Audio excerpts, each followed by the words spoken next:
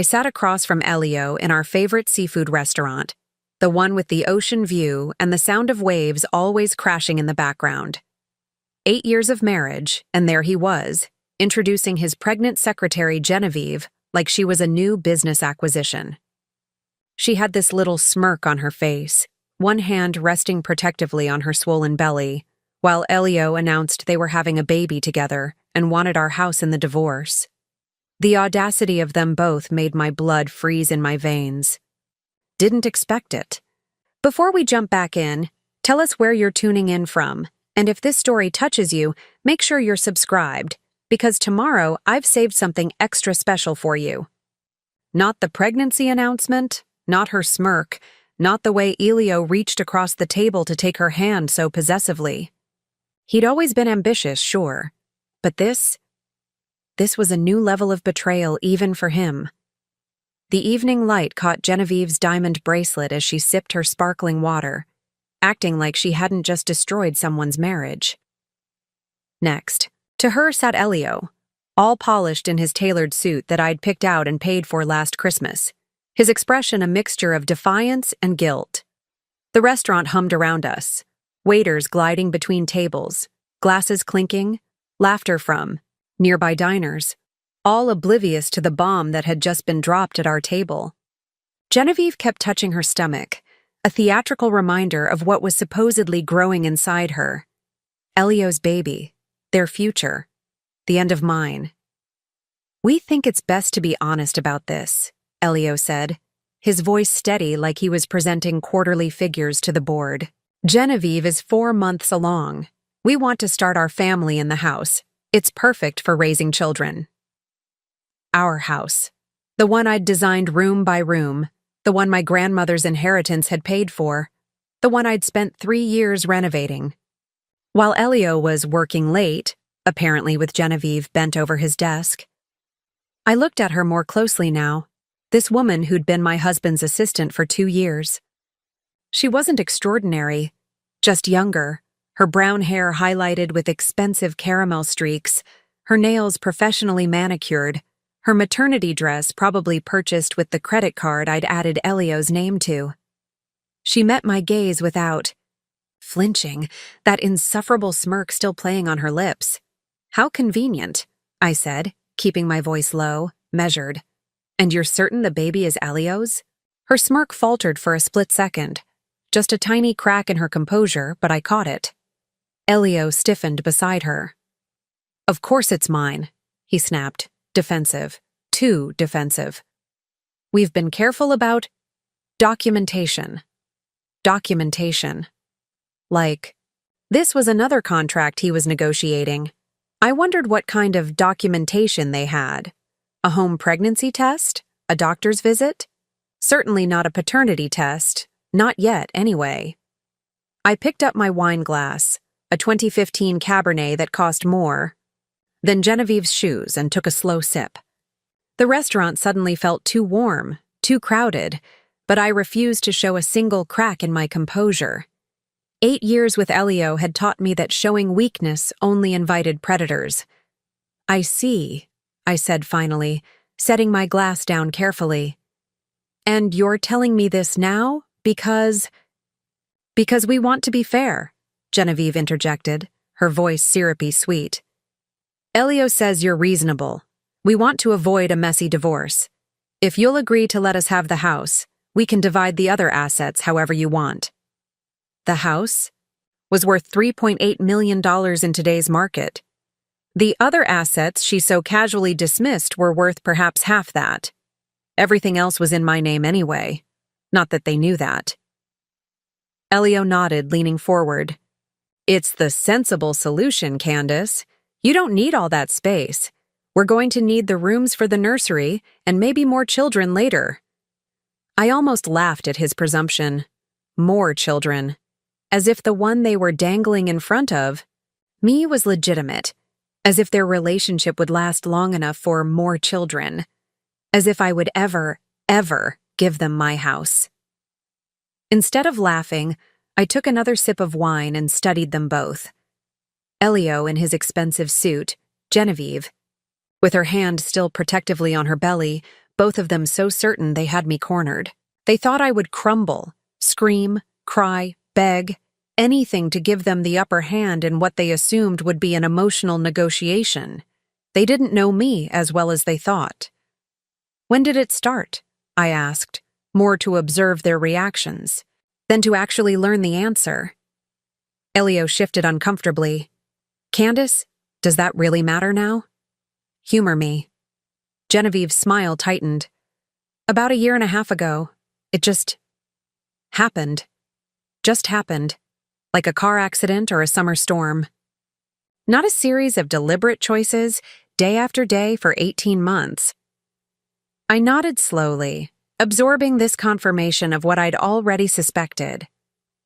The late nights, the business trips that seemed unnecessary, the way he'd positioned his computer, screen away from me when I brought him coffee in his home office, and the baby is due August 15th, Genevieve said promptly, her hand making another circular motion on her stomach. I did the math quickly.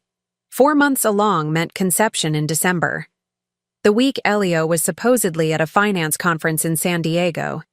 The same week I'd tracked his phone to a hotel just 30 minutes from our house. The waiter approached, sensing the tension at our table, but professional enough to ignore it. "Would anyone care for dessert?" he asked, his voice deliberately cheerful. "No," I said, my eyes never leaving Elio's face. "Just the check, please." The waiter nodded and retreated. Across from me, Elio and Genevieve exchanged a look. Relief that this uncomfortable dinner was ending. Certainty that they'd delivered their ultimatum successfully. I reached for my purse, a sleek leather Hermes that had been a gift to myself when I'd closed my first major client for the firm. Elio had complained about the extravagance at the time. Now I understood it wasn't the price tag that bothered him. It was my success. "I'll need time to think about all this," I said, my voice steady despite the rage simmering beneath my skin. "And to consult with my attorney." Elio frowned. "Don't make this difficult, Candace. We're trying to be adults about this." I almost smiled at that. Adults. As if sneaking around for 18 months and then ambushing your wife with your pregnant mistress at her favorite restaurant was the epitome of maturity. "I'm not making anything difficult," I replied, signing, the check the waiter had discreetly placed on the table. "I'm simply being thorough. You taught me that, remember?" I stood up, smoothing my dress, a deep blue sheath that emphasized my figure, which was still trim at 36. Genevieve's eyes flicked over me, assessing, comparing. I let her look. She might have youth, but I had something far more valuable. "I'll be in touch," I said, leaving cash for the tip. "Enjoy your evening." I walked out without waiting for their response, my heels clicking against the hardwood floors, back straight, head high. Other diners glanced up as I passed, but I didn't see them. My mind was already racing ahead, calculating moves and counter-moves, assembling the pieces of a plan that had been forming since the first time I'd suspected Elio's infidelity. Outside, the ocean air was cool against my heated skin. I took a deep breath, letting it fill my lungs, steadying myself against the railing overlooking the beach. Behind me, I could feel their eyes watching through the restaurant's plate glass windows. I didn't turn around. Didn't need to. They thought. They'd won before the battle had even begun. Thought they'd blindsided me with their little announcement. What they didn't know, what they couldn't possibly know, was that I'd been preparing for this moment longer than they'd been having their affair, and I was just getting started. I drove home in silence, the coastal highway stretching dark and empty before me. No radio, no phone calls, just the purr of my Audi's engine and the steady rhythm of my thoughts. The dashboard clock read 9:47 p.m., not even 3 hours since Elio had texted asking me to meet him at Oceano's for an important discussion. Important discussion. That's what he'd called it. Like we were deciding on kitchen tile, not dismantling 8 years of marriage. I pulled into our circular driveway, the security lights illuminating the Mediterranean-style facade of the house that Genevieve now wanted for herself. Preparing and narrating this story took us a lot of time, so if you are enjoying it, subscribe to our channel. It means a lot to us. Now back to the story. 3 stories of custom stonework, arched windows, and wrought iron balconies perched on the cliffside with panoramic ocean views. I'd found the property, arranged the purchase, overseen every aspect of the renovation. Elio had merely nodded approval at my choices while working late with his secretary. Inside, I kicked off my heels and padded across the marble foyer to my home office. Not the mahogany-paneled room Elio used. My space, a light-filled corner. Sweet-eyed designed myself with floor-to-ceiling bookshelves and a desk facing the ocean. I poured myself 2 fingers of Macallan, neat, and sank into my chair. Time to think. Time to plan. I opened my laptop and pulled up a folder labeled Beach House Renovations. Innocuous enough if Elio ever snooped, which he never did. Inside were documents that had nothing to do with tile samples or paint swatches. Bank statements, property deeds, offshore account numbers, and correspondence with my private investigator, Naomi. Naomi had been worth every penny of her considerable fee. Former FBI, now freelance, she'd been monitoring Elio's activities for the past 7 months. Not because I was a jealous wife, because I was a cautious businesswoman. When the first signs of Elio's infidelity appeared, I hadn't confronted him in tears. I'd started preparing. I sipped my whiskey and opened Naomi's most recent report, dated just 3 weeks ago.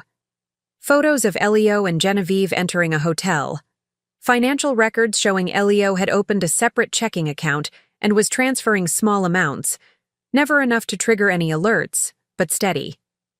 Most interesting, surveillance photos of Genevieve meeting with another man, multiple times, including during the period when she would have conceived. I pulled out my phone and texted Naomi. They made their move. Pregnancy announcement. Claiming. It's his. Need all materials ready by tomorrow. Her response came seconds later. Already compiling. Meet at 9 a.m.? Perfect, I replied, then set my phone down. I walked to the window, whiskey in hand, and stared out at the dark ocean.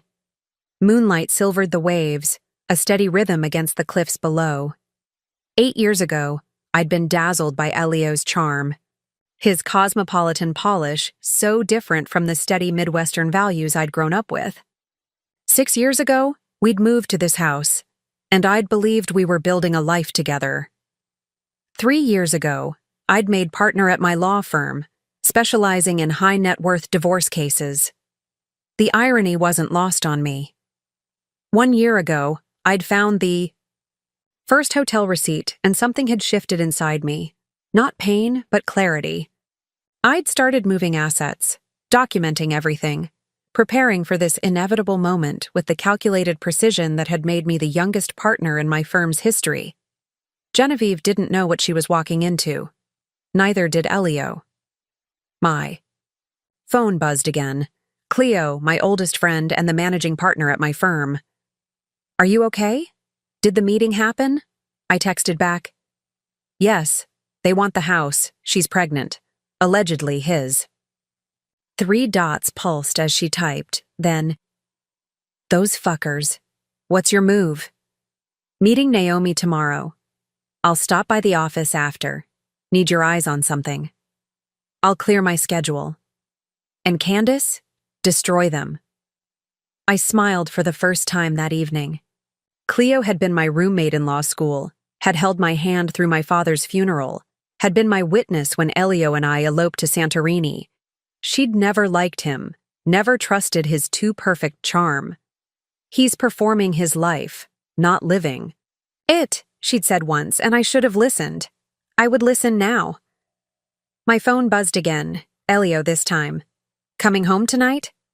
The question carried layers of meaning. Was I too emotional to face him? Would I be staying at a hotel to nurse my wounded pride? Was I making this difficult? I typed back a single word. Yes. Let him wonder what that meant.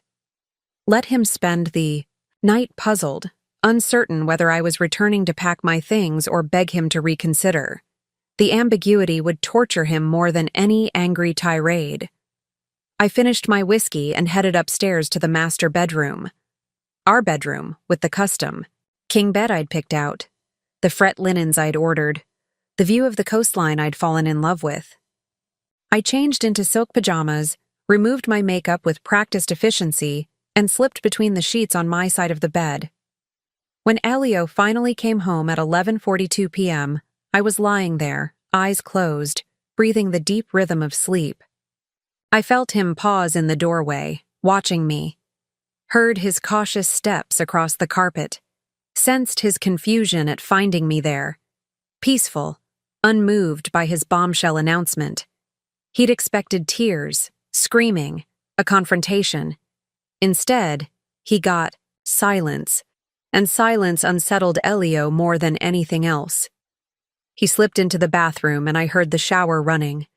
When he finally came to bed, he stayed on his edge, careful not to cross the invisible boundary between us.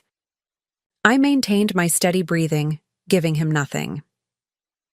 In the darkness, I focused on the plan forming in my mind. Not revenge, that was too emotional, too messy. This was strategy, pure and surgical. Elio had taught me its importance during our early years together, when he was still mentoring me rather than undermining me. "Never let them see your next move," he'd said once, explaining how he'd outmaneuvered a rival for a promotion. "Keep your cards hidden until you're ready to win the whole game." I'd learned that lesson well, too well for his own good. Morning came, and I was up before the alarm, dressed in a charcoal pencil skirt and cream silk blouse before Elio even stirred. When he finally opened his eyes, I was standing at the mirror, fastening diamond studs to my ears. A 5th anniversary gift from him, back when he still made an effort. "You're up early," he said, voice thick with sleep and wariness. "Meeting with clients," I replied, my tone pleasant but distant. The kind of voice you'd use with a colleague you didn't particularly like but had to maintain professional relations with. He sat up, studying me. "About last night." "Not now, Elio." I cut him off smoothly. "I have a 9 o'clock. We can discuss it later." Before he could respond, I picked up my briefcase and walked out, leaving him sitting in bed, baffled by my composure. The small victory energized me as I drove to meet Naomi, the first step in taking back everything Elio and Genevieve thought they'd claimed. The glass-walled conference room at my law firm offered a panoramic view of the city skyline, but no one was admiring the vista. Across the polished mahogany table sat Elio, his posture rigid in his Italian suit, and Genevieve, wearing a cream maternity dress that strained to look professional. Beside me was Cleo, elegantly intimidating in her trademark black, a stack of folders arranged precisely before her. 3 days had passed since the restaurant ambush. Elio had expected me to crumble, to negotiate from a position of emotional weakness. Instead, I'd called a formal meeting at my firm, forcing him onto my terrain. "Thank you both for coming," I said, my voice cool and professional. I thought it would be more productive to discuss the situation in a structured environment. Elio shifted uncomfortably, his eyes darting around the room that showcased my professional success. The walls displayed magazine covers featuring our firm's high-profile cases, including several where I'd represented the wives of wealthy executives like himself. I wondered if he was just now realizing his mistake. "This seems unnecessarily formal." "Candace," he said, attempting to reclaim control. "We could have discussed this at home. You forfeited that option when you brought Genevieve to dinner," I replied evenly. "Now we're doing this my way." Genevieve placed her hand on her stomach, that theatrical gesture again, and leaned forward. "We're just trying to be practical. A baby changes everything." "Indeed it does," I agreed, opening one of my folders. "Which is why I've prepared an initial proposal for the division of assets." I slid documents across the table. Cleo watched silently, her expression neutral, but her eyes missing nothing. We'd been preparing all morning, refining our approach, anticipating their reactions. Elio scanned the first page, his frown deepening. This can't be serious. You're offering me a buyout for my share of the house? The house needs to go to us. And the baby. The house, I said carefully, is not up for negotiation. It was purchased primarily with my inheritance and is titled largely in my name. But I'm willing to be generous about other assets. Genevieve's smirk, that same one from the restaurant, returned. Elio explained how California community property works. Nice try, but we'll get half regardless of whose name is on the deed. I allowed myself a small smile. Actually, if you'd done your research, or consulted a competent attorney, you'd know that inherited assets maintained separately aren't automatically subject to community property rules. Additionally, the house was purchased through my LLC, not personally. The smirk faltered. She hadn't done her homework. Neither had Elio, apparently, who was now flipping more urgently through the documents. This is ridiculous, he sputtered. You're acting like we have no claim. I'm being realistic, I interrupted. And practical, which is what you claimed. To want. The house remains mine. I'm offering a fair settlement on our joint investments and accounts. Given the circumstances, it's more than generous. Elio's face darkened. The circumstances? You mean my child? I met his gaze directly. About that, let's discuss the paternity question. Genevieve stiffened visibly. What are you implying? Instead of answering her, I removed a sealed envelope from my portfolio and placed it on the table. I'm not implying anything. I'm suggesting verification before major financial decisions are based on an unconfirmed claim. Elio stared at the envelope, then at me. You're requesting a paternity test? This is low, Candace, even for a divorce attorney. It's standard due diligence, Cleo interjected, speaking for the first time. You're asking my client to restructure significant assets based on your representation. Verification is prudent, not personal. It's incredibly personal, Genevieve snapped, her composure cracking. You're questioning my integrity. I kept my voice level. I'm questioning nothing. I'm verifying everything. There's a difference. The conference room fell silent except for the soft hum of the air conditioning. Outside, clouds drifted past the skyscrapers, casting moving shadows across the gleaming table between us. I waited, letting them feel the weight of the moment. Elio finally broke the silence. And if I refuse the test? Then we proceed to court, where a judge will likely order one anyway, given the timing and the significant assets involved. Your choice. He leaned back, attempting to project confidence. Fine. I have nothing to hide. I'll take the test. But this doesn't change our position on the house. Actually, I said, it might, especially when combined with other relevant factors. I nodded to Cleo, who slid another folder across the table. This one contained selected surveillance photos from Naomi's investigation. Nothing that revealed our full hand, just enough to establish that we had documentation of their affair. Elio's face paled as he saw the timestamp on a photo of him entering a hotel with Genevieve last November. Genevieve's hand moved from her stomach to her throat, a nervous gesture she probably wasn't even aware of. You had me followed? Elio's voice was low, dangerous. I had my suspicions investigated, I corrected. A wise precaution, as it turns. Out! This is invasion of privacy, Genevieve protested, her voice rising. You can't use this? In a divorce proceeding? Actually, we can, Cleo cut in smoothly. California may be a no-fault state, but conduct that deliberately diverts marital assets is still relevant. Which brings us to the next item. She opened another folder containing bank statements showing transfers from Elio's primary account, our joint account, to his private one, and then to a third account we'd traced to Genevieve. Would either of you care to explain these transfers? I asked. Elio's jaw tightened. I've done nothing illegal. Misappropriation of marital assets doesn't have to be illegal to be actionable in a divorce, I replied. But we can let a judge make that determination, if you prefer. Genevieve looked at Elio, panic beginning to show in her eyes. This meeting wasn't going as they'd planned. They'd expected to find me emotional, desperate to save my marriage, or at least my dignity. Instead, they were facing a prepared adversary with evidence of their deception. "Why don't we take a brief recess?" Cleo suggested, her tone making it clear this wasn't a request. "Perhaps you'd like to confer privately." Without waiting for a response, she stood and gestured toward the door. Elio and Genevieve exchanged glances before rising stiffly and exiting to the small anteroom we'd arranged for them.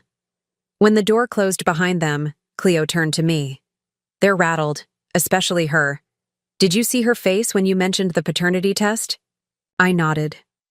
"She knows there's a risk it's not his, but she's committed to the lie now. Too much at stake to back down." "How much of our evidence are you planning to reveal today?" "Just enough to establish we're not bluffing," I said, rearranging papers in my folder. "I want them unbalanced but not desperate yet." Cleo smiled, the sharp, knowing smile that had intimidated opposing counsel for 15 years. "Perfect. And the Archer Holdings revelation? Saving that for court?" "For the right moment," I confirmed. "When it will do the most damage." We waited, reviewing our notes as the minutes ticked by. Through the glass walls, I could see Elio and Genevieve in heated discussion, his hands gesturing emphatically, her arms crossed defensively over her pregnant belly. Their united front was already showing cracks. When they returned, their expressions had hardened into forced composure. Elio spoke first, his businessman persona firmly in place.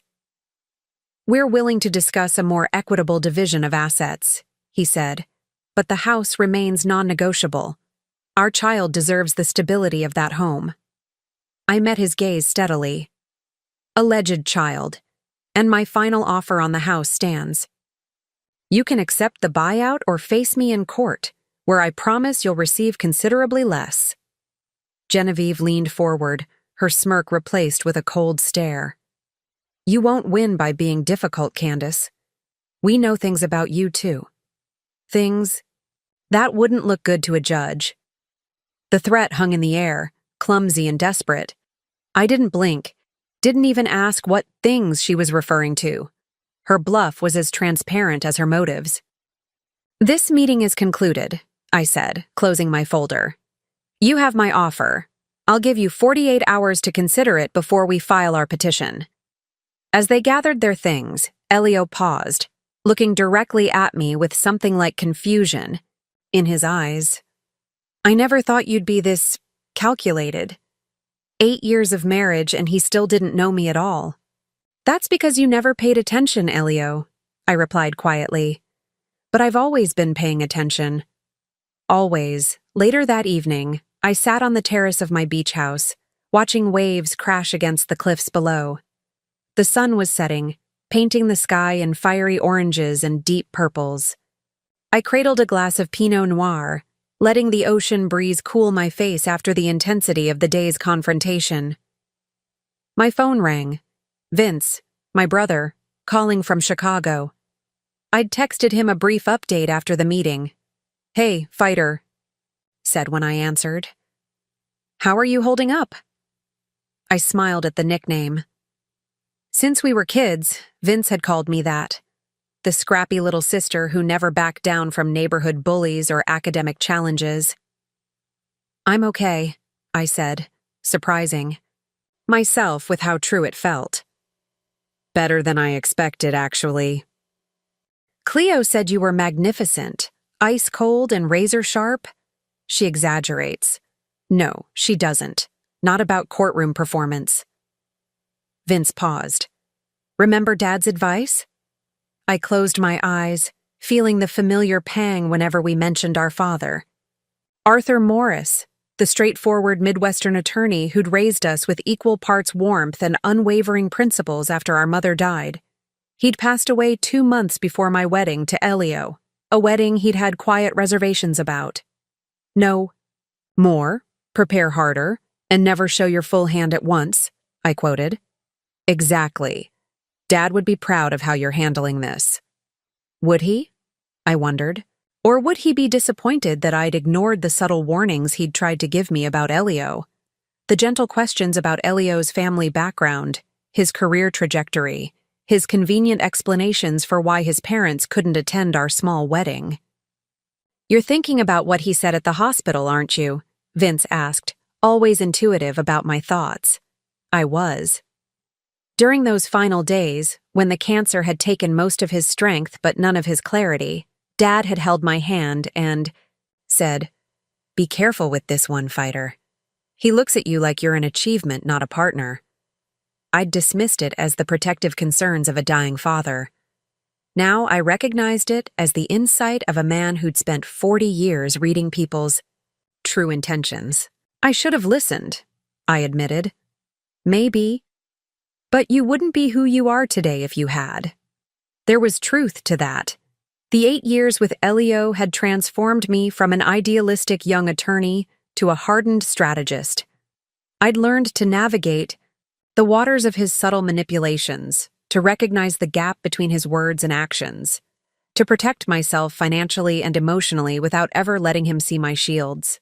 How did we get here, Vince? I asked, watching the last sliver of sun disappear beyond the horizon. 8 years ago, I thought we were building something real. 8 years ago, he thought he was marrying an up-and-coming attorney with good family connections, Vince replied. Not a force of nature who'd outshine him professionally and financially. His ego couldn't handle your success. I sipped my wine, considering this. When Elio and I first met at a charity gala, I'd been a third-year associate with Promise. He'd been the charming investment director 7 years my senior, worldly and established, offering me entry into circles I'd only glimpsed from afar. I remembered our first date, a symphony followed by dinner at an exclusive restaurant where he knew the chef personally. How sophisticated it had all seemed to a woman raised in suburban Illinois by a widowed public defender. How perfectly he'd played the role of enlightened mentor and passionate suitor. The signs were there from the beginning, I admitted. The way he'd correct my pronunciation of wine regions, the subtle digs whenever I achieved something at the firm, always positioning himself as the teacher, never the student. And the convenient distance from his own family, Vince added. The parents in Switzerland who could never visit. The sister perpetually traveling abroad. That had been one of Naomi's first revelations. Elio's family wasn't the wealthy European banking dynasty he'd described. His father had been a mid-level insurance manager in Sacramento, his mother a high school teacher. His sister wasn't jet-setting across Europe, but living modestly in Fresno. The Swiss boarding school education? 2 semesters abroad during college, expanded into a complete fabrication. Do you think he ever loved me? I asked, surprising myself with the question. It shouldn't matter now, but some part of me still wanted to know if anything had been real. Vince was quiet for a moment. I think he loved the idea of you. The brilliant, beautiful wife who elevated his status. I think he convinced himself that was the same as loving you. I nodded, though my brother couldn't see it. That fit the pattern. Elio's relationship with me had always been performative, curated for external consumption. The perfect husband in public, attentive and proud. The distant, critical partner in private, gradually undermining my confidence while leveraging my success. When did you first suspect the affair? Vince asked. I leaned back in my chair, recalling the moment clarity had begun to dawn. About 1.5 years ago. He started working late more often, but his billable hours weren't increasing. Small. Charges appeared on our credit card, gifts I never received, dinners at restaurants we hadn't visited together. And you didn't confront him. No, I said, remembering my calculated restraint. I started paying attention instead. Documenting. Patterns. Protecting assets. The most critical move had come 14 months ago, when I'd created Archer Holdings LLC, named after Dad's middle name, and strategically transferred ownership of the beach house to it. On paper, it appeared to be a routine asset protection measure, common among attorneys with high net worth clients who might bring malpractice suits. In reality, it was my insurance policy against exactly this scenario.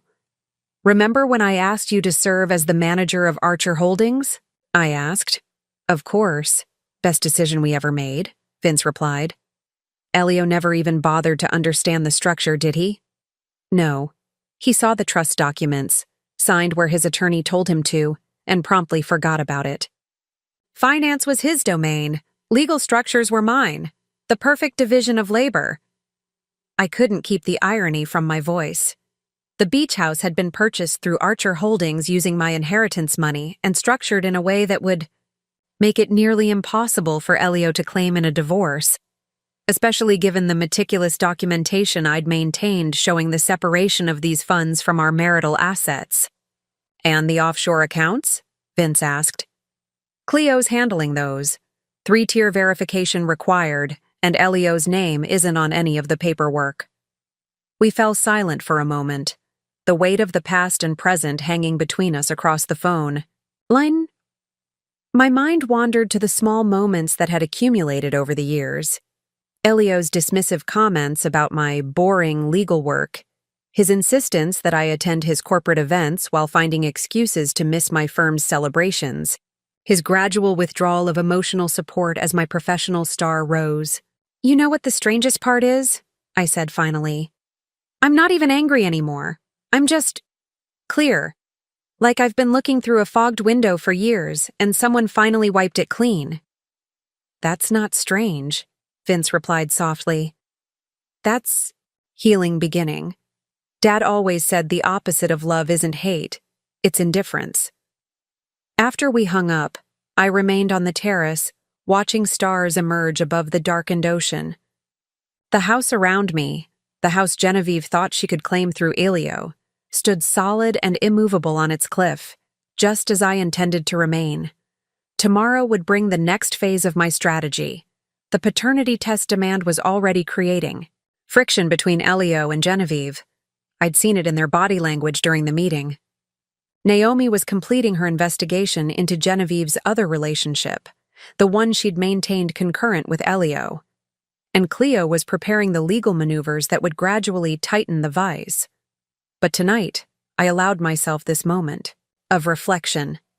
Not to mourn what I'd lost, a marriage built on performance and pretense, but to acknowledge what I'd found, my own strength, carefully cultivated beneath Elio's radar while he was distracted by Genevieve's flattery and his own ambition.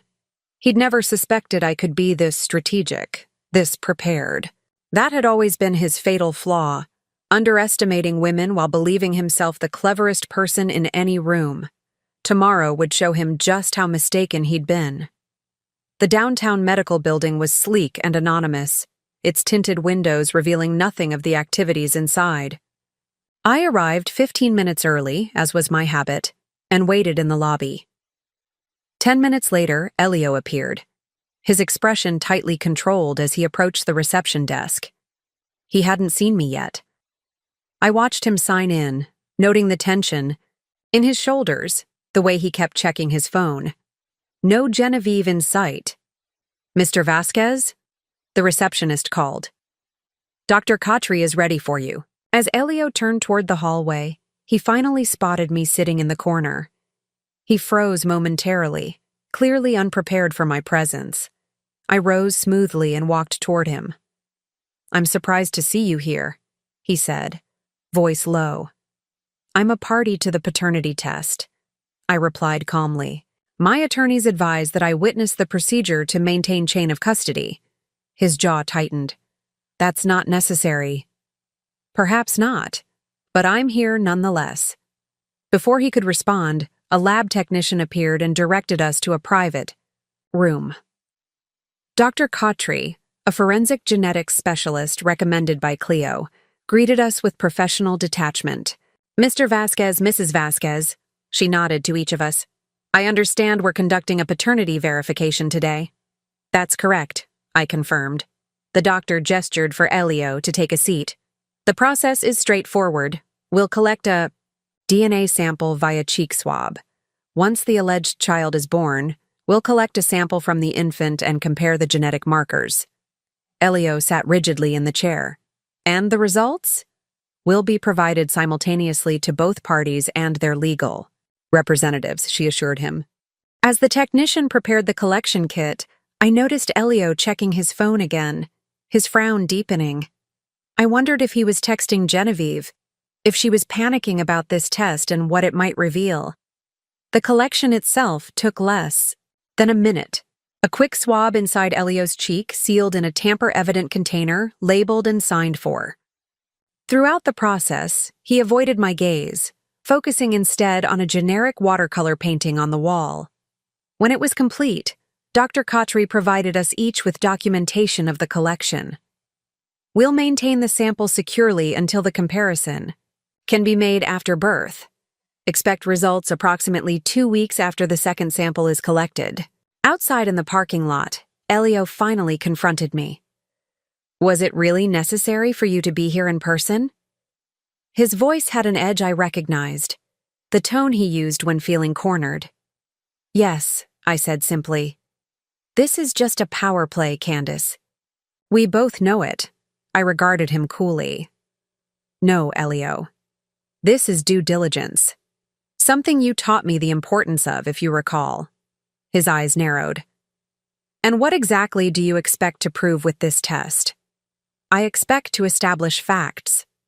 Whether the child is yours or not doesn't change my position on the house, but it might change yours, or Genevieve's. He stepped closer, lowering his voice, though no one was nearby. You think she's lying about the baby? I met his gaze steadily. I think verification is prudent before life-altering decisions are made. Flicker of doubt crossed his face, just a momentary crack in his certainty, but I caught it. He was considering the possibility for perhaps the first time. Genevieve wouldn't, he began. Wouldn't what? Lie to secure her future? Like someone who might claim a Swiss education he never had? Or parents in banking who were actually in insurance and teaching? The color drained from his face. You've been investigating me. I've been investigating everything, Elio. That's what good attorneys do. He stepped back, reassessing me as if seeing me clearly for the first time. This wasn't part of his script. The wronged wife was supposed to be emotional, reactive, easily manipulated. Instead, he was facing a strategist who had been 3 steps ahead of him for months. The 48 hours I gave you to consider my settlement offer expires tomorrow, I reminded him. I suggest you think carefully about your position. Without waiting for his response, I turned and walked to my car, feeling his eyes on me the entire way. As I drove away, I caught a glimpse of him in my rearview mirror, standing motionless in the parking lot, phone pressed to his ear. Phase 1, complete. At my office, Cleo was waiting with Naomi, both women reviewing documents spread across my conference table. They looked up when I entered, questions in their eyes. The sample's been collected, I confirmed.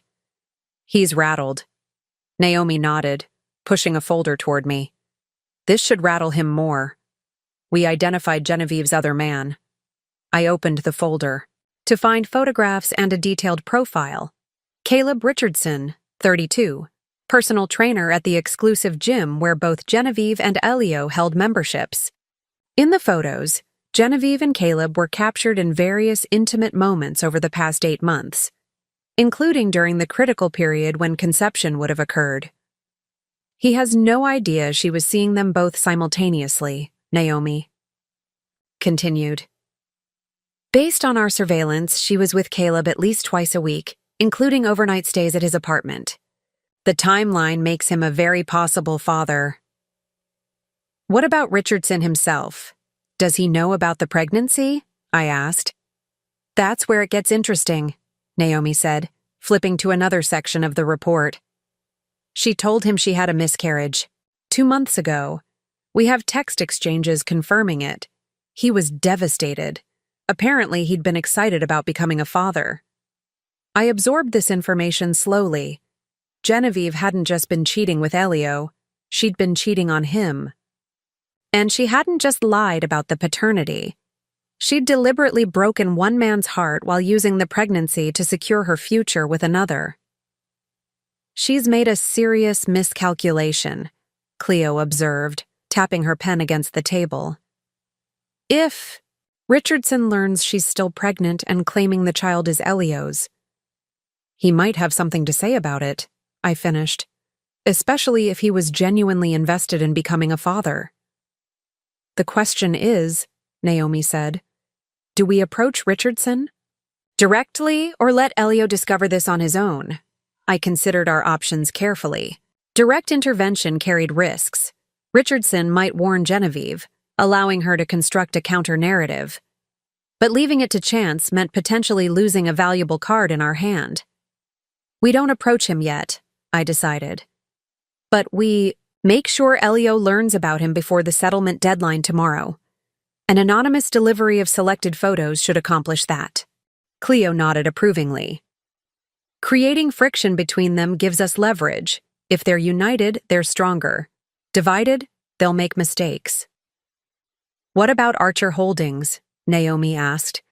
"When do you reveal that particular bombshell?" "Not yet," I replied. "The paternity question is our first move. If Elio starts doubting Genevieve, he may be more willing to accept my terms on the house without forcing us to reveal everything at once." The strategy was taking shape. Create doubt between Elio and Genevieve, apply pressure through the approaching deadline, and hold back our strongest evidence for when it would be most effective. The documentation proving the house belonged primarily to Archer Holdings, and that Archer Holdings was effectively mine, would be our checkmate move if needed. "Have the selected photos delivered to Elio tonight," I instructed Naomi. "Nothing that reveals how much we know, just enough to plant the seed of doubt about Genevieve's fidelity." As Naomi packed up her materials, Cleo gave me an appraising look. "You're handling this remarkably well. Most clients in your position would be emotional wrecks by now." I smiled faintly. "I did my emotional processing months ago, when I first confirmed the affair. Everything since then has been strategic." "Still," she persisted, "watching your marriage end isn't easy, regardless of how prepared you are." I gazed out the office window at the city lights beginning to twinkle in the early evening. "What's ending isn't my marriage, Cleo. It's my illusion about what that marriage was. And illusions aren't worth fighting for." After they left, I remained at my desk, reviewing financial documents and preparing for tomorrow's deadline. My phone buzzed with a text from Elio. "We need to talk, in person, tonight." I considered ignoring it, but strategic timing was everything. The photos would be delivered to his office within the hour. Better to let him stew overnight, let the doubt take root before our next conversation. I texted back, "Not tonight. I'm preparing for court tomorrow, available for a call at 9 a.m. His response came quickly. "This is important, Candace." "So is my work," I replied. 9 a.m. I set my phone down and returned to my preparation. Whatever revelation or negotiation he was planning would have to wait until he'd had time to absorb the first piece of evidence against Genevieve. By morning, the united front they'd presented in our meeting would likely show significant cracks, and that was exactly what I needed for my next move. The beach house was silent when I returned home that night, filled only with the distant rhythm of waves against the cliffs and the occasional cry of a night bird. I kicked off my heels at the door, a small act of liberation after the day's careful performance. In the kitchen, I poured a glass of water and leaned against the marble counter, letting the cool stone ground me. The house was dark except for the soft landscape lighting filtering through the windows, casting long shadows across the Spanish tile floors. This space, my sanctuary, felt different now, charged with the energy of the battle being waged over. I moved through the dimly lit rooms, trailing my fingers along walls I'd selected, furniture I'd chosen, the life I'd built. In the East Wing, I passed Elio's home office, the door slightly ajar. I hadn't entered it since discovering the affair, maintaining that small boundary even as I methodically documented everything else. Tonight, I pushed the door open. The room was immaculate, as Elio always kept it. Desktop cleared except for his laptop, bookshelves arranged by subject and height, awards displayed with careful precision, a curated space designed to impress, just like the man himself. I sat in his leather chair, running my hands over the armrests where his had rested countless times. From this position, he'd made calls, closed deals, and undoubtedly communicated with Genevieve when I was elsewhere in the house. The thought didn't hurt as it once might have. Instead, it reinforced the rightness of my current path. My phone buzzed, a text from Naomi. Package delivered 30 minutes ago. Subject received it personally. I closed my eyes, picturing Elio opening the unmarked envelope, seeing the photos of Genevieve with Caleb, the timestamp showing dates that aligned with her pregnancy. Would he confront her tonight? Or would he stew in silence, re-examining every conversation, every assurance she'd given him? Either way, the seed was planted. I left his office and continued to my private study, the one room in the house that was entirely mine. Unlike Elio's performative space, mine was actually lived in. Books with broken spines piled on side tables, legal pads filled with notes, family photos including one of Dad and me at my law school graduation, his proud smile, now a treasured memory. I settled at my desk and opened my laptop, pulling up the secure folder where I kept my divorce strategy documents. The settlement offer I'd presented was calculated to seem reasonable while protecting what mattered most, the house and my controlling interest in Archer Holdings. Elio didn't yet know that Archer Holdings wasn't merely a legal entity that owned our house. It was the cornerstone of my personal wealth management strategy, containing not just this property but several others, plus investment accounts I'd built largely with my partnership distributions and inheritance. On paper, Elio had a minor interest in Archer, a deliberate decision I'd made years ago to prevent exactly the situation we now faced. His 5% stake was dwarfed by the 70% I controlled directly, and the 25% managed by Vince as trustee. More importantly, the operating agreement contained a morality clause, a detail buried in legal language Elio had signed without reading carefully, that would activate if a member engaged in conduct detrimental to the company's interests. Conduct. Like, for instance, documented infidelity with a company employee. Genevieve had been briefly contracted to help organize Archer's files last year, a strategic move on my part that Elio had barely noticed. That temporary employment established the necessary connection for the morality clause to apply. I hadn't revealed this card yet. It remained my nuclear option, held in reserve for when it would be most effective. Instead, I was allowing Elio to believe his most powerful leverage was the prospect of a messy public divorce that might damage my professional reputation. He hadn't yet realized that my career had advanced to the point where a personal scandal would barely register. If anything, demonstrating my strategic handling of my own divorce would likely attract more high-net-worth clients to my practice.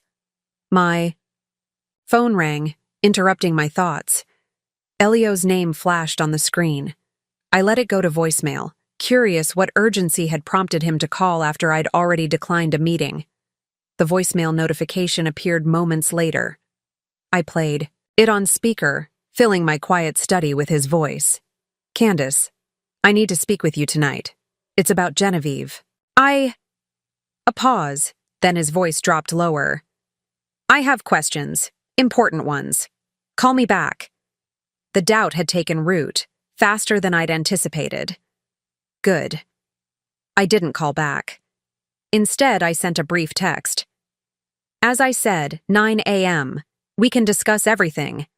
Then, setting the phone aside, I returned to my preparation.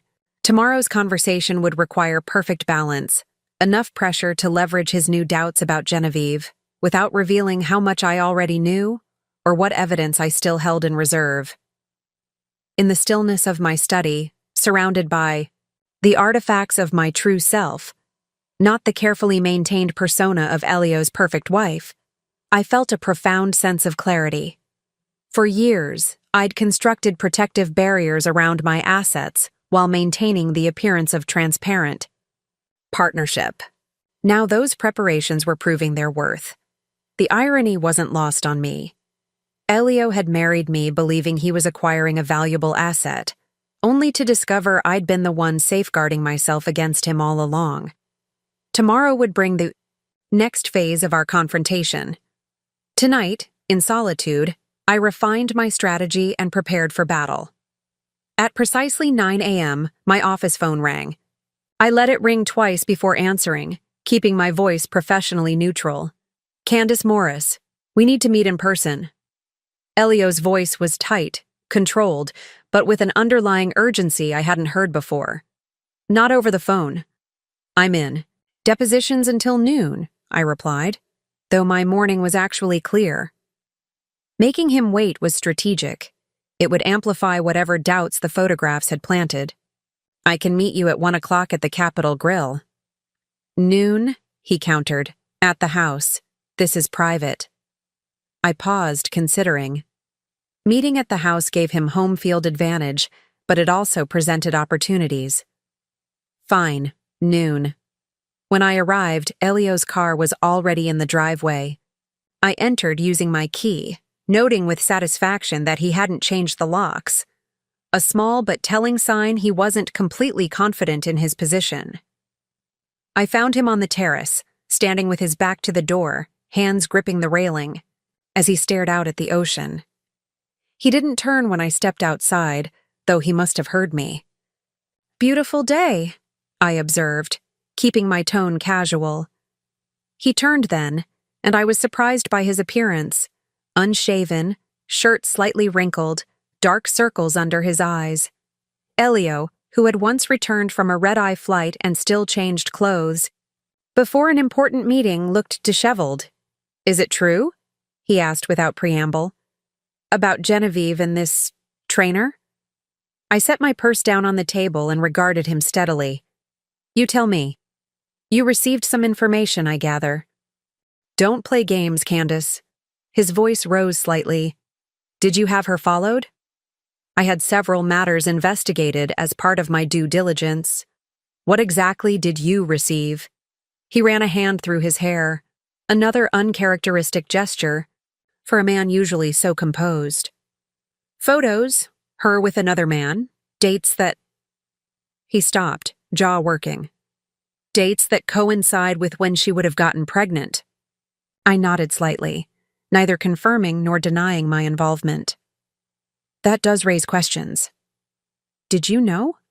When you demanded the paternity test, did you already know she was seeing someone else?" I moved to the railing beside him, looking out, at the view we'd once admired together. "What I knew or suspected isn't relevant, Elio. What matters is verification. If the child is yours, the test will confirm it. If not—" He turned to face me fully. "She swears it's mine. Says the other relationship was over before she got pregnant." "And you believe her?" His silence was answer enough. Doubt had firmly taken root. "Where is Genevieve now?" I asked. "At her apartment. We disagreed about how to handle this." I allowed myself a small smile. "I imagine she wasn't thrilled about you questioning the paternity." "She was furious," he admitted. "Said I was betraying her and the baby by even considering it might not be mine." "Classic deflection," I observed. When confronted with evidence, attack the person asking questions rather than addressing the evidence itself. Elio's eyes narrowed. "You sound like you're analyzing a witness." "Force of habit," I replied smoothly. "Though the principle applies universally." He moved to the table and sat heavily in one of the terrace chairs. "This changes things." "Does it?" "The settlement offer I presented remains fair regardless of paternity." "The house is not negotiable," I interrupted firmly.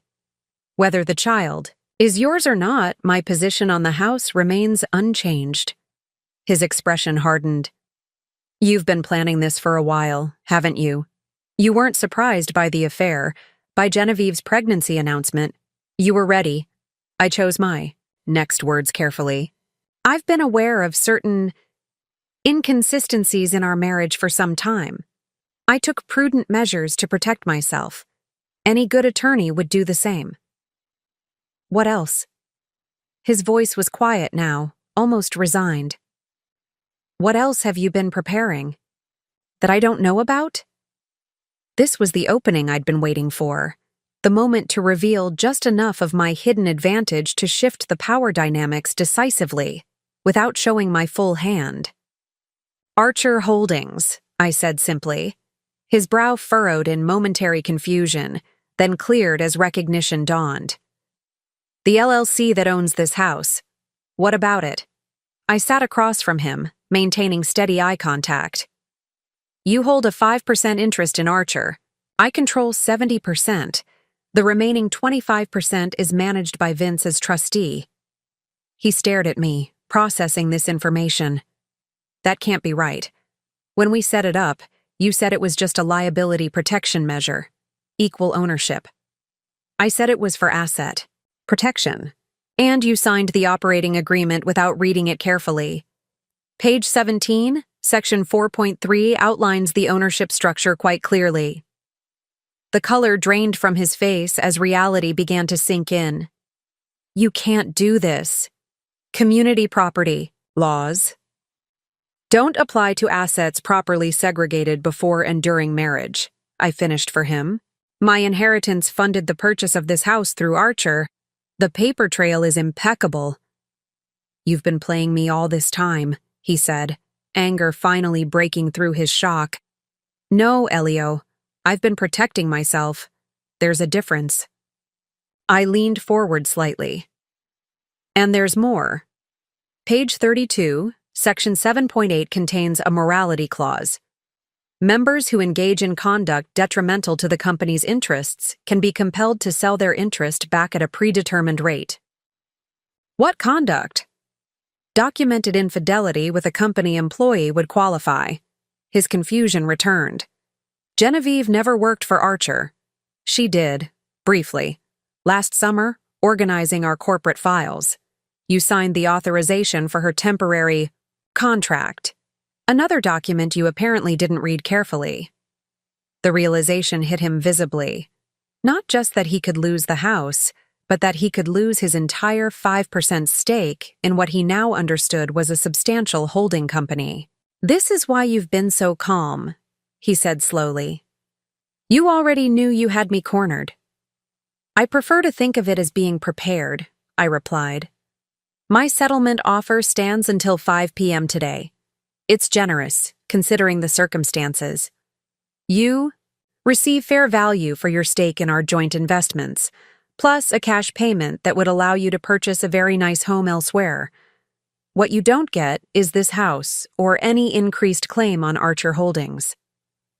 I stood, picking up my purse. The choice is simple, Elio.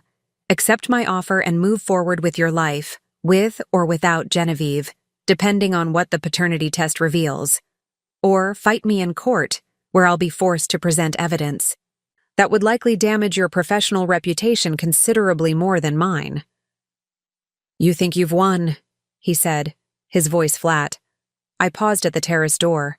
This isn't about winning, it's about consequences. You made choices repeatedly for over a year. Now you're facing the results of those choices. As I walked through the house toward the front door, I heard him call after me. Candace, wait. I didn't turn back. The seed of doubt about Genevieve was now compounded by the revelation about Archer Holdings. The pressure would build over the coming hours as he contemplated his increasingly limited options. By 5 p.m., I expected his surrender. I'd barely returned to my office when Cleo appeared in my doorway, her expression a mixture of excitement and concern. Elio just called Arthur Walsh, she said without preamble. My stomach tightened slightly. Arthur Walsh was one of the city's most aggressive divorce attorneys, known for scorched earth tactics and astronomical fees. That Elio had contacted him suggested he wasn't ready to surrender as easily as I'd anticipated.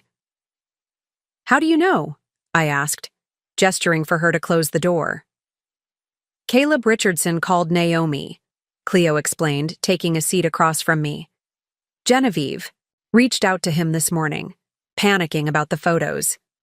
He was furious when he learned she'd lied about the miscarriage and is now claiming the baby is Elio's. Apparently, he's been monitoring her calls since then, using some app they'd previously installed on each other's phones. And he heard her conversation with Elio about Walsh? Yes. She convinced Elio that the only way to fight fire with fire was to hire the most ruthless attorney possible, regardless of cost.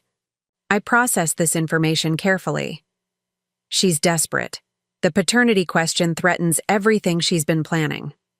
Exactly, Cleo agreed. And Richardson wants to help us. He feels used, manipulated, wants to establish paternity himself. This was an unexpected development, a potential ally emerging from the very complication Genevieve had created. What exactly is he offering? DNA evidence. He has a hairbrush of hers from when she stayed at his apartment, plus texts discussing their sexual relationship during the conception window. He's willing to submit his own DNA to establish paternity once the baby is born. I tapped my fingers. On the desk, considering our options. Walsh will advise Elio to reject our settlement offer and prepare for court. That gives us approximately 3 hours before our deadline. "We need to bring in reinforcements," Cleo said firmly. This was always a possibility. She was right. While I'd hoped Elio might accept defeat after learning about Archer Holdings, I'd prepared for escalation.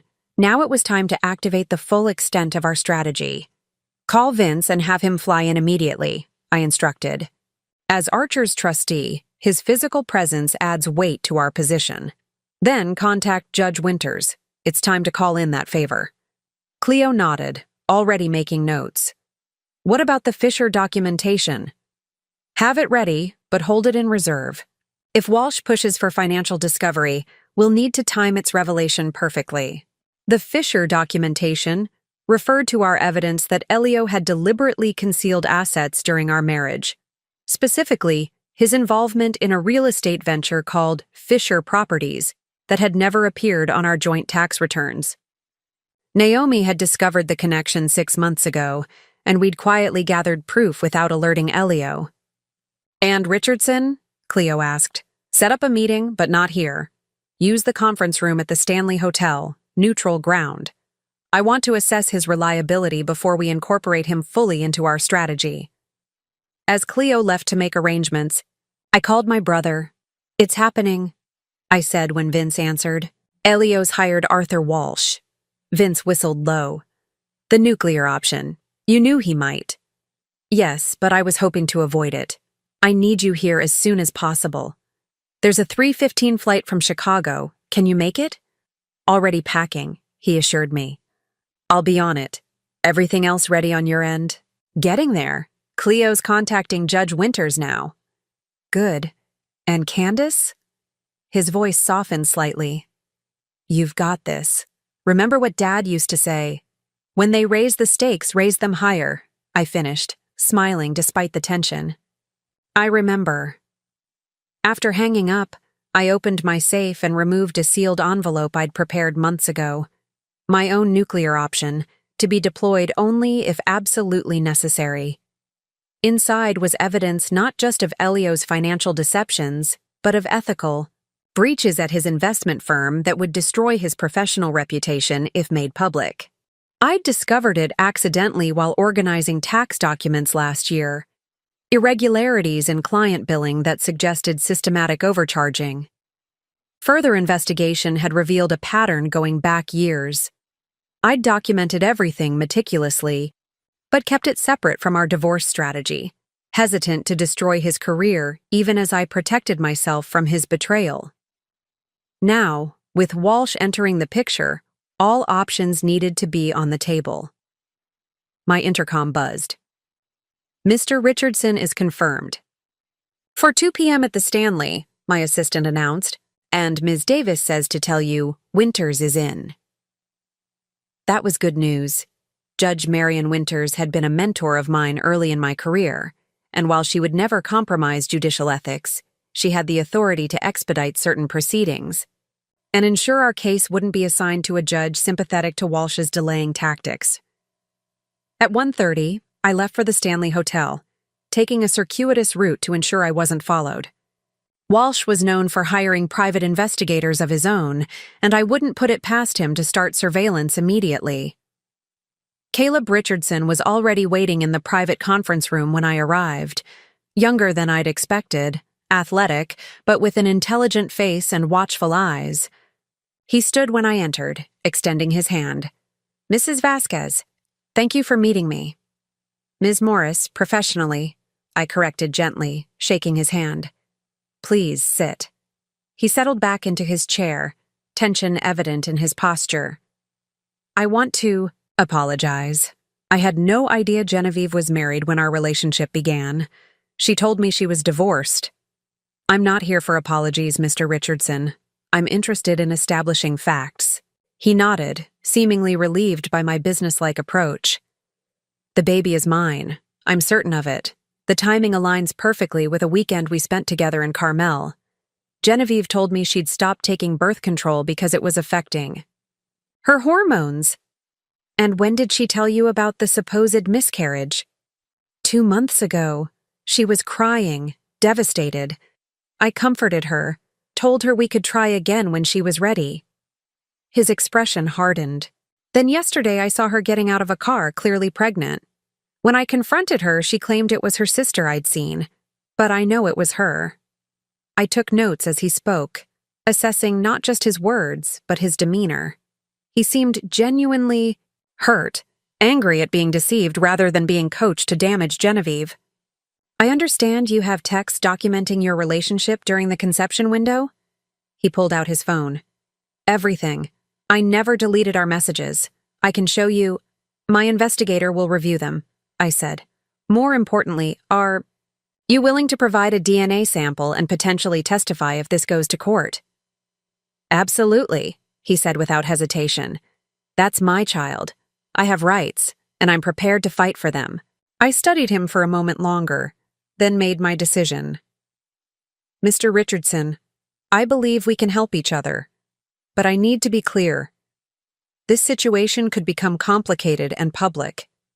Are you prepared for that?" He met my gaze steadily. "Ms. Morris, Genevieve lied to me, lied about my child, and tried to use that child to secure herself a wealthy future. I'm not just prepared, I'm determined." I nodded, satisfied. "Then let's proceed." The law offices of Walsh & Partners occupied the entire 42nd floor of the city's second tallest building, a deliberate choice that forced visitors to look up at the imposing structure before entering, a psychological tactic consistent with Arthur Walsh's reputation. At precisely 10 a.m. the following morning, I stepped out of the elevator into the marble-floored reception area, Cleo and Vince flanking me like guards. The settlement deadline had come and gone with no response from Elio, confirming he'd chosen Walsh's combative approach over my structured resolution. Now we were walking into the lion's den at Walsh's invitation, a preliminary discussion that would undoubtedly be designed to intimidate. I was dressed for battle in a tailored charcoal suit, understated diamond studs in my ears, hair pulled back in a sleek chignon. Cleo wore her trademark black, while Vince, who had arrived late the previous night, projected confident authority in navy blue. We made a formidable trio, deliberately avoiding the flashier appearance Walsh typically favored with his custom Italian suits and French cuffs. The receptionist, a polished young woman with a practiced smile, greeted us. "Ms. Morris, Ms. Davis, Mr. Morris, Mr. Walsh is expecting you. This way, please." She led us down a corridor lined with abstract art pieces that had clearly been selected for their price tags rather than aesthetic value. Another Walsh intimidation tactic, showcasing the wealth of his practice and, by extension, the expense of opposing him. The The conference room door opened to reveal Arthur Walsh himself, standing at the head of a massive table. He was shorter in person than he appeared in his carefully staged media photos, but his presence remained commanding, silver-haired, impeccably, dressed with the practiced smile of a great white shark. "Candace," he said, using my first name deliberately. "Thank you for coming. I've heard remarkable things about your work." I didn't correct his familiarity, recognizing it as another small power move. "Arthur, it's been a while." We had crossed paths at legal conferences, but never directly opposed each other in court, a fact we both knew might change soon. Behind Walsh stood Elio, wearing what I recognized as his board meeting expression, tight-lipped confidence designed to mask anxiety. To my surprise, Genevieve sat beside him, dressed conservatively in a navy maternity dress, her hand possessively on his arm. Their united front had apparently been reconstructed overnight. "Please, sit." Walsh gestured grandly to the chairs opposite, his position. As we settled, I noted the strategic arrangement. Walsh had positioned Elio and Genevieve slightly behind him and to his right, subtly establishing himself as the primary adversary, while using my husband and his pregnant mistress as emotional leverage. "I appreciate your agreeing to this meeting," Walsh began, his voice carrying the smooth cadence of a practiced orator. "I believe in exploring amicable solutions before positions become entrenched." The irony of this statement from a man whose career was built on contentious divorces wasn't lost on me, but I maintained a neutral expression. "I'm always open to reasonable discussion," I replied. Walsh smiled, the expression not reaching his eyes. "Excellent. Then let's address the elephant in the room, your positioning regarding the marital home. Elio has explained your creative interpretation of the property's ownership structure." "It's not an interpretation, Arthur. It's documented fact. Archer Holdings owns the property, and Archer's operating agreement clearly establishes the ownership, percentages, and conditions." Walsh waved his hand dismissively. "Corporate veils are pierced every day in family court, as you well know, particularly when they appear to have been created with the specific intent of shielding marital assets. Archer Holdings was established as a legitimate asset protection vehicle 4 years ago, well before any marital issues arose," Vince interjected smoothly. "As trustee, I can confirm that all filings and operations have been meticulously maintained." Walsh turned his attention to my brother, eyes narrowing slightly. "Mr. Morris, your role as trustee while also being the brother of one party presents obvious conflicts of interest." "Not according to California trust law," Vince replied calmly. "The statutory requirements for trustee independence specifically exempt family relationships when properly disclosed in the formation documents, which they were." This exchange was precisely why I'd wanted Vince physically present. His intimate knowledge of the trust structure allowed him to counter Walsh's legal challenges with confidence. Walsh shifted tactics, turning his attention to Cleo. "Ms. Davis, surely you recognize that the court will look unfavorably on such obvious attempts to circumvent community property principles." "What I recognize," Cleo responded coolly, "is that properly segregated separate property remains separate property under California law. The house was purchased with Ms. Morris's inherited funds, which were never commingled with marital assets. The paper trail is immaculate." Throughout this exchange, Elio remained silent, though I could see tension building in his jaw. Genevieve, however, leaned forward, her practiced composure slipping. "This isn't just about property law," she said, her hand moving to her stomach in that theatrical gesture I'd come to despise. "This is about a child's future, about family." I met her gaze directly. "A child whose paternity has yet to be established." Her eyes flashed with anger. "You're still pushing that angle? After everything Elio and I have built together?" "Evidence suggests there are legitimate questions," I replied evenly. "Questions that will be resolved by the pending paternity test."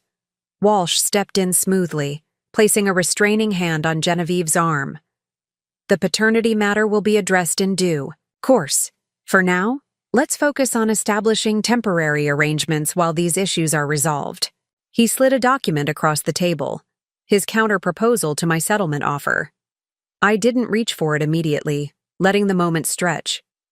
Before we discuss counteroffers, I said, I should inform you of a development. Mr. Caleb Richardson has come forward claiming paternity of Genevieve's child. He has provided substantial evidence of their relationship during the conception period and has volunteered his DNA for comparison testing. The effect was immediate. Genevieve's face drained of color, while Elio turned to her with barely contained fury. Walsh, ever the professional, maintained his composure, but I caught the momentary tightening of his grip on his pen. Unsubstantiated. Claims are easily made, Walsh replied after a beat. If this individual wishes to pursue a paternity action, he can file the appropriate paperwork. He already has, Cleo interjected, sliding a copy of Richardson's filing across the table. This morning, Judge Winters has been assigned to the case. Walsh's eyes narrowed at the mention of Judge Winters. He'd lost several high-profile cases in her courtroom, a fact well known in legal circles. This changes nothing about our position on the house, he said firmly. I smiled slightly. Perhaps not, but it does raise interesting questions about the foundation of your client's claims regarding family stability, doesn't it? The first confrontation was set. The pieces were in motion, and Walsh was beginning to realize he might have underestimated his opponent. The courtroom was hushed as Judge Winters surveyed the assembled parties over her reading glasses. After 2 weeks of legal maneuvering following our meeting in Walsh's office, we had arrived at the preliminary hearing that would set the tone for the entire divorce proceeding.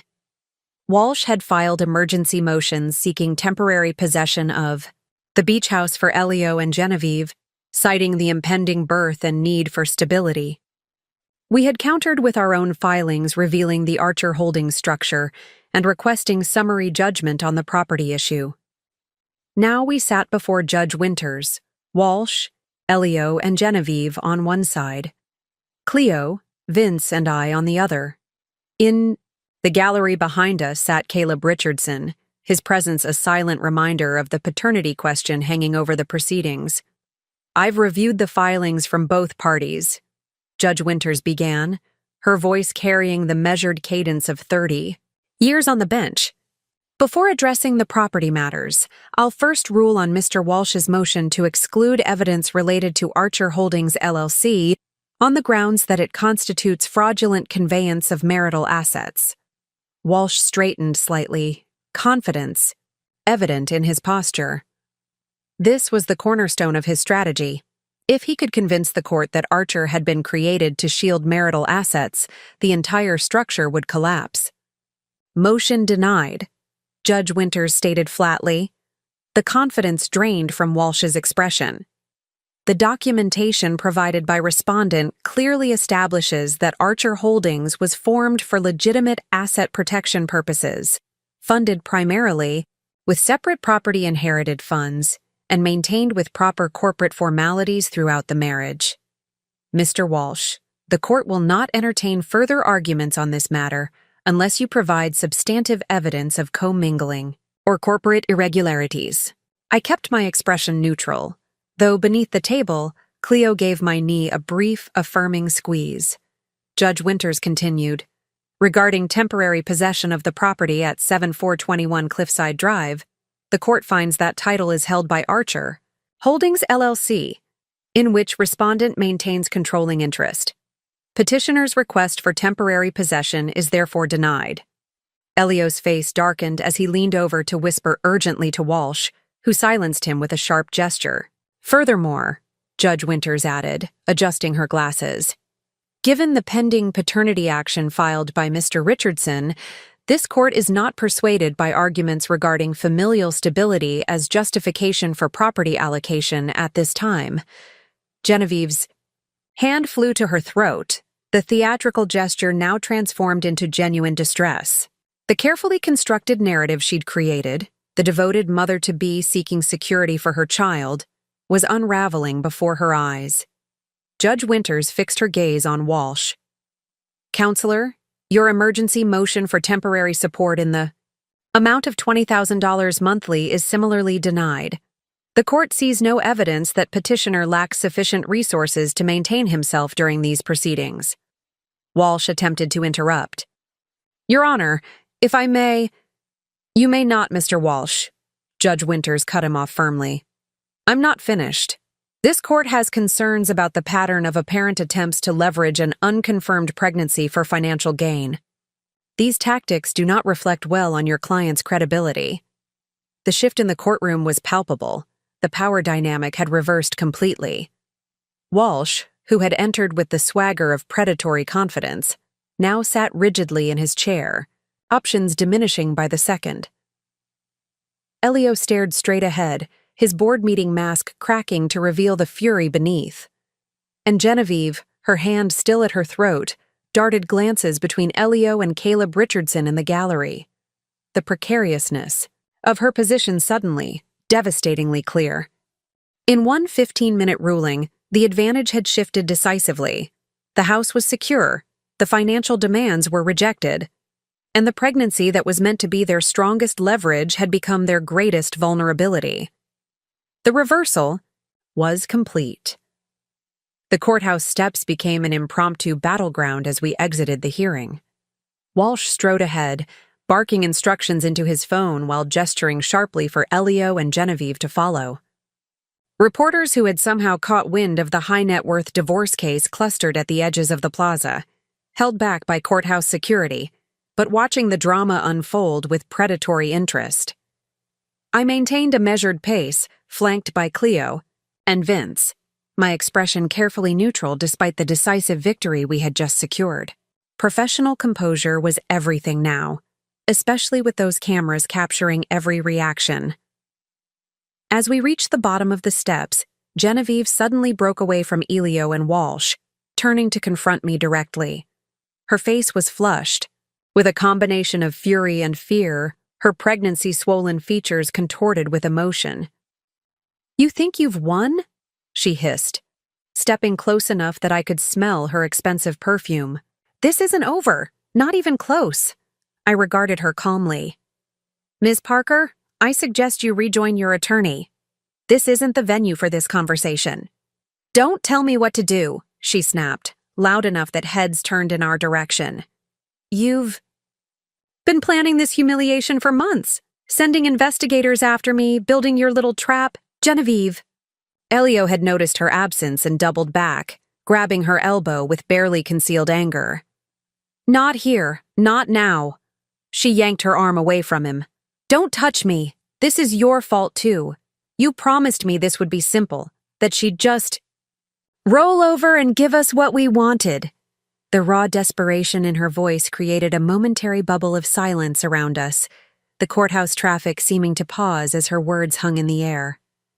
In that silence, I caught Caleb Richardson's gaze from where he stood nearby, watching the scene unfold with grim satisfaction. "Ms. Parker," I said quietly, "your quarrel isn't with me. It's with the choices you've made." "My choices?" She gave a bitter laugh. "What about yours? Playing the perfect wife while secretly getting ready to destroy him. At least I was honest about what I wanted." Elio's face darkened further. "Genevieve, enough. You're making a scene." "A scene?" Her voice rose higher. "You think I care about a scene after what just happened in there? We've lost everything." Walsh appeared then, moving with surprising speed for a man his age. "Both of you now," he commanded, physically inserting himself between Genevieve and me. "Car's waiting. We need to regroup." As he shepherded them away, I could hear their heated exchange continuing.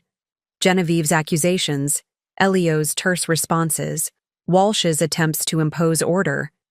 The united front they'd presented in the courtroom was dissolving rapidly under the pressure of defeat. Cleo touched my arm lightly. "Car's here. Let's go." I nodded, turning away from the spectacle of my husband and his mistress imploding in public.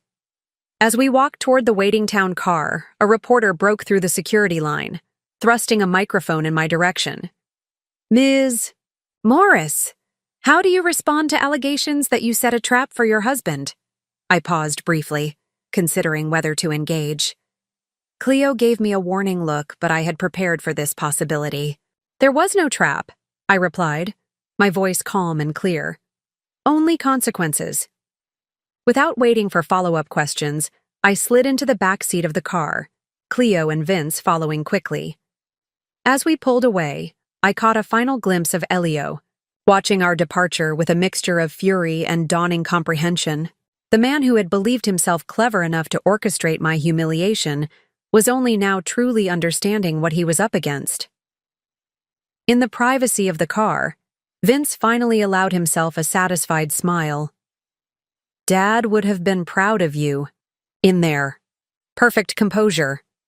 "It's not over," I reminded him, though I permitted myself a small smile in return. "Walsh won't give up easily." "No," Cleo agreed, already checking messages on her phone. "But his position is considerably weaker now, and from the looks of that scene on the steps, his client's solidarity is fracturing quickly." The foundations of Elio and Genevieve's alliance were indeed crumbling, exactly as I had anticipated they would once pressure was applied. The cracks that had appeared during our first confrontation were now widening into chasms, driven by the twin wedges of legal defeat and paternity questions. The next phase would happen without any further action from me, the natural implosion of a relationship built on mutual opportunism rather than genuine connection. 3 days after the courthouse confrontation, my phone rang with an unfamiliar number.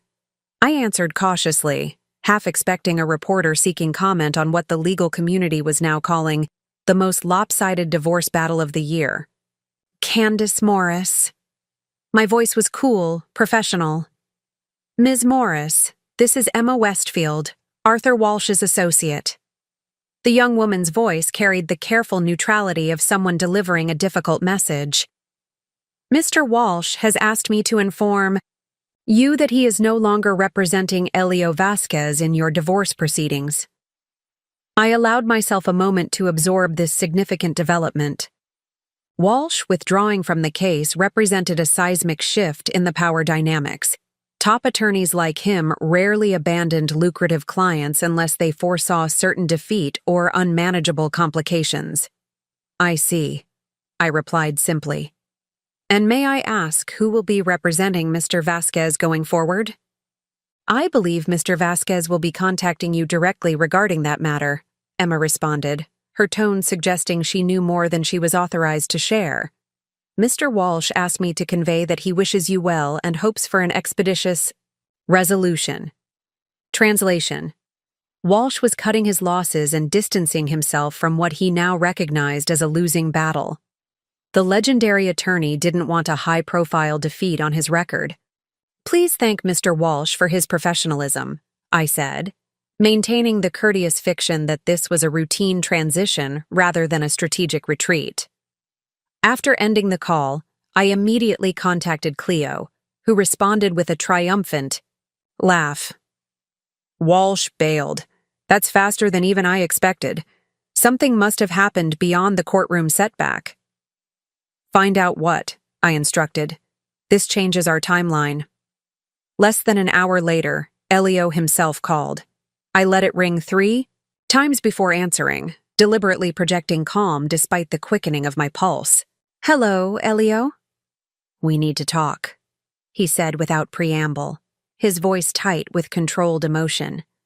"In person, not with lawyers." I considered the request carefully.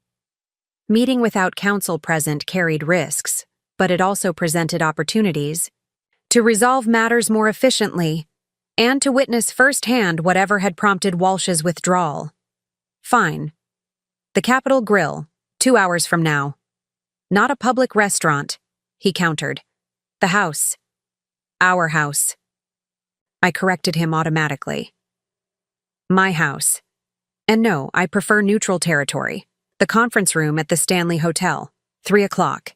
He hesitated, then acquiesced. Fine. 3 o'clock. When I arrived at the hotel's executive level, Elio was already waiting in the reserved conference room. The change in him was immediately apparent. His customary polish had given way to a man who looked like he hadn't slept properly in days. His designer suit hung slightly looser on his frame, and the shadows beneath his eyes spoke of sustained stress. "Thank you for coming," he said, as I took a seat across from him. "You wanted to talk. I'm listening." He rubbed his hand across his face, a gesture of fatigue I'd rarely seen from him. "I'm prepared to accept your original settlement offer. The house remains yours. I'll take the buyout for my interest in joint investments." I kept my expression neutral, despite my surprise at this complete capitulation. What prompted this change of heart? Last I saw, you and Walsh were determined to fight for half of everything. "Genevieve lied to me," he said bluntly. "About everything. The baby. It's not mine." The admission hung in the air between us. I waited, sensing there was more. She confessed after the hearing. Said she'd been seeing Richardson continuously throughout our relationship. Said she targeted me because of my financial position. He gave a bitter laugh. Apparently, I was the better prospect for long-term security. I see. I kept my voice even, though part of me wanted to ask if he appreciated the irony of being used in precisely the way he had used me. "I just want this over," he continued. "No more court, no more lawyers, no more public spectacle. I'll sign whatever you want." I studied him, noting the defeat in his posture, the resignation in his eyes. This was the man who had once commanded rooms with his confidence, who had planned my humiliation over brunch with his pregnant mistress. Now he sat before me, broken by the very scheme he had engineered. "I'll have Cleo draw up the final papers," I said, rising from my seat. "We can complete this by the end of the week." As I gathered my purse, he looked up at me, a question in his eyes. "How long have you known? About Genevieve and Richardson?" I paused, considering my answer carefully. Long enough to be prepared. It was the only explanation he would get, the only one he deserved. The signed divorce papers sat on my desk, the final period at the end of an 8-year sentence I hadn't realized I was serving. Elio's signature looked different somehow. Smaller, less assertive than the bold strokes he'd once used to sign business deals and anniversary cards. The dissolution was complete, finalized with remarkable speed once he'd surrendered his claims and accepted my terms. I hadn't felt triumph when he signed, just a quiet sense of completion. There was no victory lap, no celebration, only the gentle closing of a door that had been ajar too long. Outside my office window, the city continued its endless rhythm, oblivious to the personal earthquakes that shook individual lives. 3 weeks had passed since the courthouse confrontation, yet it felt both like yesterday and a lifetime ago. Time had taken on a strange elasticity since then, stretching and compressing according to rules I couldn't quite grasp. A knock at my door pulled me from my thoughts. Cleo entered without waiting for a response, a habit born from years of friendship that preceded our professional relationship. "It's official," she said, dropping into the chair across from me.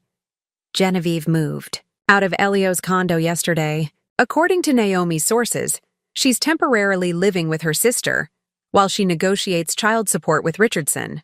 I nodded, absorbing this information without particular emotion. "And Elio?" "Accepted the position in Chicago. He leaves next week." Cleo studied me carefully. "How do you feel about that?" It was a good question. One I'd been asking myself since learning Elio had taken a job across the country, as far from our shared history as geography would allow. Did I feel vindicated? Relieved? Some lingering attachment that his departure would finally sever? "I feel nothing," I admitted, surprising myself with the truth of it. Not happiness, not sadness, just clarity. Cleo nodded as if she'd expected this answer. That's healing. Real healing, not the Instagram version. I smiled slightly at her characteristic bluntness. No inspirational quotes about rising from ashes? Please, she scoffed. You didn't rise from ashes. You navigated a storm you saw coming from miles away and emerged completely dry while everyone else drowned. The metaphor was apt enough to draw a genuine laugh from me, perhaps my first since this ordeal began. It felt strange, unfamiliar, as if my face had forgotten the proper configuration. For honest amusement. What now? Cleo asked after my laughter subsided. The house is secured, the divorce is final, Elio is leaving town. What does Candace Morris do next? I turned to look out the window again, considering the question. For so long my focus had been singular: protect myself, secure what was mine, navigate the end of my marriage with strategic precision. I hadn't allowed myself to think beyond that immediate horizon. I don't know, I admitted. And that's okay, I think, not knowing. Cleo raised an eyebrow. The Candace Morris I know always has a plan. Maybe this Candace Morris needs to learn how to live without one for a while. My phone buzzed with a text from Vince. Dad's fishing cabin is still available if you need space to decompress.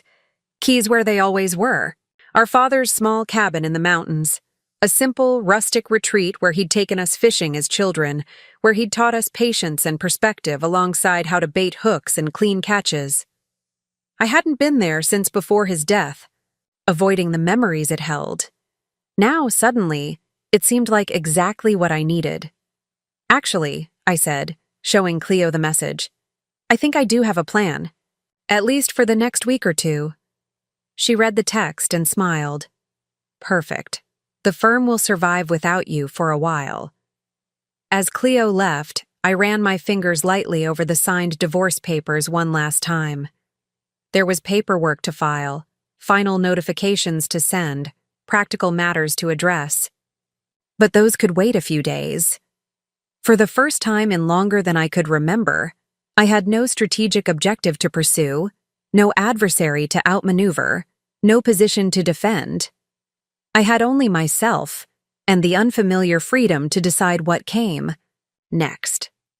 That evening, I packed a small bag with casual clothes, books I'd been meaning to read for years, and simple necessities. No tailored suits, no case files, no legal briefs. As I locked the beach house, my house, indisputably now, I paused to watch the sunset cast golden light across the ocean. The view was unchanged, but my perspective had shifted. Tomorrow, I would drive to the mountains, to my father's cabin, to quiet and simplicity. Not to hide, but to reacquaint myself with the woman I was beyond strategies and defenses. The woman who had survived and won, but needed now to remember who she was beneath the armor. 6 months later, I stood in the great room of the beach house, surveying the transformation. Gone were Elio's carefully curated art pieces, and the formal furniture he'd insisted matched his vision of executive success.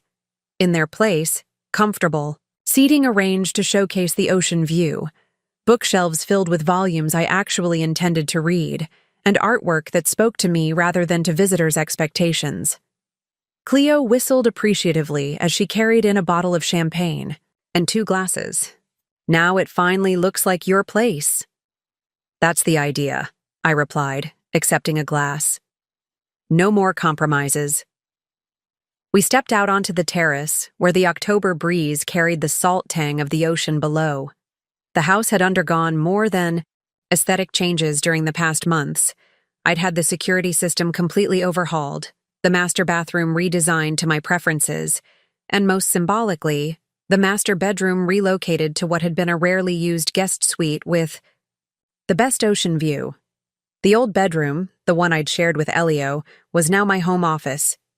To new beginnings, Cleo offered, raising her glass. I clinked mine against hers. And clear endings. The divorce aftermath had unfolded with surprising speed once the initial conflict was resolved. Elio had departed for Chicago without a backward glance, apparently eager to escape the professional whispers that had followed our high-profile separation. According to Vince, who maintained connections in financial circles, Elio was rebuilding his career there with moderate success, though not at the prestigious level he'd once enjoyed. Genevieve's story had taken a more unexpected turn. After DNA testing confirmed Caleb Richardson as the father of her child, she'd initially pursued aggressive child support demands based on his family's modest wealth. Then, in a twist that had surprised everyone, they had reconciled. Naomi's sources reported they were now cautiously building a life together, with Richardson fully embracing fatherhood when their daughter was born 3 months ago. I felt no animosity toward either of them anymore, just a distant recognition of the roles they'd played in my story before exiting the stage. "Have you heard from Elio at all?" Cleo asked, settling into one of the new lounge chairs. "Not directly," I replied. "His attorney contacted mine about some final tax matters last month, but otherwise silence." "Good riddance," she declared with characteristic bluntness. I smiled, finding I agreed completely. The 2 months I'd spent at my father's cabin after the divorce had provided unexpected clarity. In that simple space, surrounded by nature and the echoes of childhood memories, I'd gradually reconnected with parts of myself that had been suppressed during my marriage. My appreciation for simplicity, my love of reading for pleasure rather than advantage, my ability to find contentment in solitude. "The firm misses you, you know," Cleo said, changing the subject. "Taking only select cases has everyone wondering when the full Candace Morris will return." After returning from the cabin, I'd made the deliberate choice to scale back my practice, selecting only cases that truly interested me rather than pursuing the relentless advancement that had defined my earlier career. The decision had raised eyebrows at the firm, but my partnership agreement gave me the latitude to make this choice. "I'm exactly where I want to be professionally," I assured her. "Quality over quantity." And it was true. My reduced caseload had allowed me to focus more deeply on each client, to mentor younger attorneys, and most importantly, to reclaim time for myself, time that was now mine alone to allocate. "Speaking of quality," Cleo said, reaching for her phone, "Vince sent me a listing you should see. That property adjacent to your father's cabin, it's coming on the market next month." I took the phone, examining the photographs of the small lakefront lot neighboring my father's mountain retreat. During my stay there, I'd often walked past it, admiring its position and the way the afternoon light filtered through the pines. "Are you thinking what I think you're thinking?" Cleo asked, watching my expression.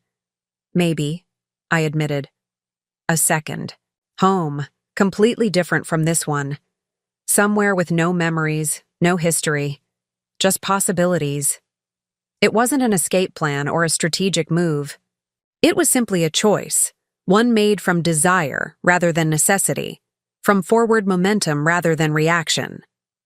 The woman who had entered that seafood restaurant 8 months ago to face her husband and his pregnant mistress wouldn't have recognized this version of herself, not in her newfound comfort with uncertainty, not in her willingness to pursue satisfaction over status, not in her ability to view the beach house as truly hers alone. That transformation, more than the legal victory or financial security, was the true resolution of the conflict Elio and Genevieve had unknowingly initiated. 2 years to the day after Elio and Genevieve had ambushed me with their pregnancy announcement, I stood on the dock of my newly completed mountain cabin, watching morning mist rise from the lake surface. The adjacent property to my father's original cabin had indeed become mine, and over the past year, I'd built a simple, elegant retreat that complemented rather than overshadowed the landscape. The contrast between my two homes couldn't have been more striking. The beach house with its panoramic ocean views and refined luxury, this woodland sanctuary with its rustic warmth and profound quiet. Together, they represented the different facets of myself I'd reclaimed and nurtured since the divorce. My phone vibrated in my pocket, a text from Vince. Happy Independence Day, unofficial family holiday. Dad would be proud. I smiled at my brother's commemoration of what had become a private celebration between us, marking not the painful end of my marriage, but the beginning of my authentic life. The reference to our father brought a bittersweet warmth. Arthur Morris hadn't lived to see his warning about Elio proven right, but his wisdom had helped me navigate the aftermath with dignity and strategic clarity. The morning air was cool against my skin as I sipped coffee from a handmade ceramic mug purchased from a local artist. In the distance, a loon called across the water, its haunting voice echoing against the surrounding mountains. This moment, simple, peaceful, entirely mine, felt like the culmination of a journey I hadn't known I was undertaking when I walked into that seafood restaurant 2 years ago. I'd received a wedding invitation last month. Caleb Richardson and Genevieve Parker were formalizing their reconciliation, creating a legal family unit with their daughter, now a toddler. The invitation had surprised me, but I understood the gesture for what it was: acknowledgement of the strange intersection of our lives, and perhaps Genevieve's attempt at amends. I hadn't decided yet whether to attend, but the invitation no longer carried emotional weight, just an interesting footnote in a chapter already completed. Elio remained in Chicago, occasionally appearing in financial news for moderate professional achievements. According to mutual acquaintances, he had recently begun dating someone new, a corporate attorney, ironically enough. I wished them well with genuine indifference. Setting my coffee down, I pulled out the notebook I'd begun keeping during those first reflective weeks at my father's cabin. Its pages charted my evolution from strategic survivor to deliberate creator of my own life. The most recent entry, written last night, contained a quote from my father I'd suddenly remembered while falling asleep. "The best revenge isn't just living well, fighter. It's living authentically. Everything else is just noise." Looking out, over the misty lake, I realized the true victory wasn't that I owned the mansion they had wanted. It was that I finally, completely owned myself. Up next, you've got 2 more standout stories right on your screen. If this one hit the mark, you won't want to pass these up. Just click and check them out. And don't forget to subscribe and turn on the notification bell so you don't miss any upload from us.